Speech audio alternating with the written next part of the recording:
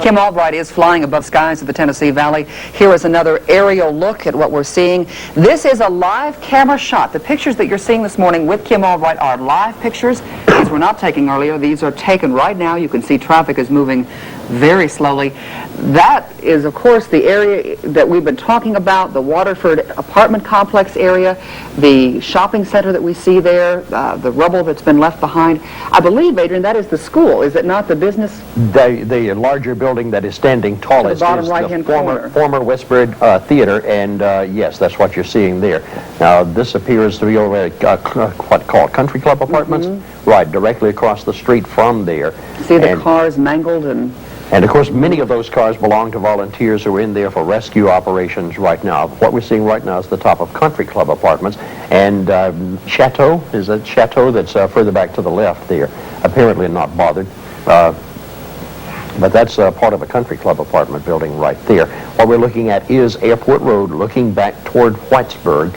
And what you're seeing there, that would be Quincy's Restaurant. The Crestwood Hospital area? And Crestwood Hospital.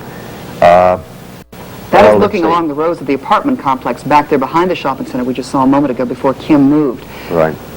Back where the Waterford apartments are, some of the heaviest damaged area. A woman was in her shower at the time that the tornado hit. 19 confirmed fatalities at this time. Those numbers could go higher. Humana Hospital took in at least 80 people throughout the night. Injuries, serious injuries, minor injuries, cuts, bruises, shock. Small children, adults. We had one confirmed fatality at Humana, which was an adult male, 32 years old. Those numbers are just now coming in. You know, it's so hard to say. You have friends and you have family that are in the area. The phone lines were hard to get through last night. They're opening up slowly again this morning. Many areas of town still without power, still without utilities. We talked with Craig Beasley earlier this morning with TVA. He had mentioned that TVA is bringing in linesmen from Mississippi and Tennessee to help restore power. They had 161,000 watt lines that were down, which means that they cannot give power to Huntsville Utilities. And without the power supply to them, Huntsville Utilities cannot get all that power back restored. But Huntsville Utilities is working very hard with TVA to get the power restored.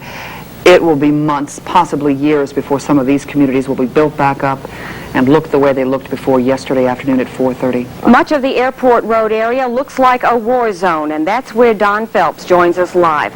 Don, do you see much activity there tonight? Not too much tonight, Heather. The operations that have been going on here around the clock for better than 24 hours have now ceased. As you can imagine, these workers were worn out. They have worked at a fever pitch around the clock trying to rescue people from the debris here at the Westbury Shopping Center and what was in back of me, the old Goldbro store. As you can imagine, also tonight, the temperature has dropped. It is bitterly cold out here tonight. This is not a place to have rescue operations taking place, to have people out here working in this kind of environment. As you said at the top of the newscast, it looks much like a war zone. I couldn't help but, as I drove in tonight, just thinking about the scenes that we had seen from Germany and other places in Europe during World War II that were bombed out. And of course, it will take quite a while to reconstruct all this, to clean up the rubble here. It will be weeks and even possibly months to come. But this wasn't the only hard area hit. The Jones Valley area was also hard hit by this twister. The twister hit first here and then moved off to my east up here and then into Jones Valley. And as Beverly Taylor reports, that neighborhood is now on the road to recovery.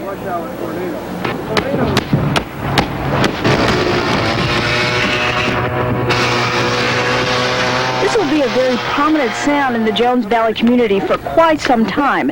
This once attractive neighborhood is now a disaster area. I'm so glad I kind of saw what happened last night.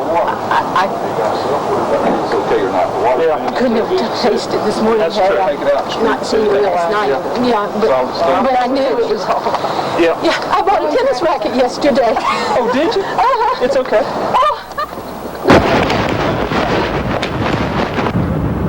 It was nice to know that we got all the stuff like wedding pictures and all that, but I was just glad that nobody was home.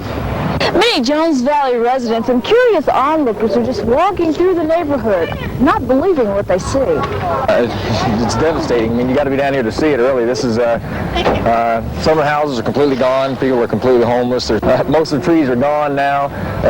It's going to have to be completely re-landscaped. Over Although saddened by their property losses, the residents are grateful there were no deaths within the immediate area. As for their future, they'll just start over. This is made a bit easier because of strong community spirit. In Huntsville, Beverly Taylor, 31 Eyewitness News. We see the destruction there by that tornado in the Jones Valley area. Also hit was a Jones Valley Elementary School. Now, while school was out, there was still a group of children, teachers, and painters in there for an after-daycare school. And tonight, as Amy Witter reports, she has a remarkable story from one teacher who is thanking God for being alive. Tears filled Tori Owen's eyes as she looked upon her school. Filled with emotion, the young school teacher stared in amazement at the crumpled school. Yesterday afternoon, Tori, 2 other teachers, 2 painters, and 37 children were in Jones Valley when the building came tumbling down. Remember a lot except that there was stuff falling on us. Kids were screaming. Kids were screaming? I had somebody under me, and the paint crew had the rest of my kids in my kindergarten class, and me all under me in by a wall. And when it was over, all of my kids got out, but we didn't know where the other ones were, and they had already gotten out. Today, work crews began digging through the rubble, hoping to find something to salvage. In the field across the street, the tornado's strength left its mark. School desks tossed awkwardly in the grass, children's drawings and rulers crumpled and broken. But for so many like Tori, today is a day to count blessings, not lost possessions. You look back at the school today, what are you thinking? It's a miracle we made it. It really is. In Huntsville, Amy Whitty, 31 Eyewitness News. Of course, the students of Jones Valley Elementary did not go to school today, and they will not go back to school until Monday. At that time, they'll be reporting to the new Challenger School, which was constructed nearby. According to Mary Jane Kill, the superintendent of the public schools, it should take some 2 years to rebuild that school.